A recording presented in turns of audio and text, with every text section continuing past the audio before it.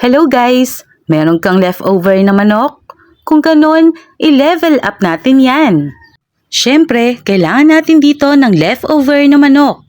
5 piraso ng tokwa, 2 itlog, 6 na piraso ng sibuyas, sili, butter, oyster sauce, at seasoning. Hiwain muna natin yung tokwa into cube size. Dapat ganito lang kaliit ang hiwa nito.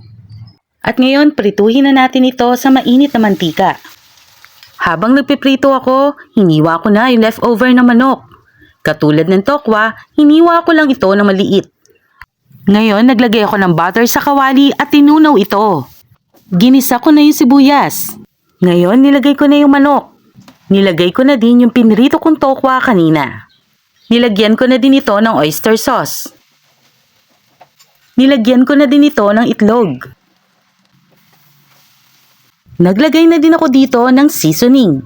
Nilagyan ko na din ito ng sili at spring onion. Haluin lang natin ito hanggang sa mag-combine lahat ng sangkap. At yan, ang dami kong naluto mula sa leftover na manok. Nilagyan ko lang ito ng mayonnaise at grated cheese. Subukan mong lutuin ito at tiyak magugustuhan mo.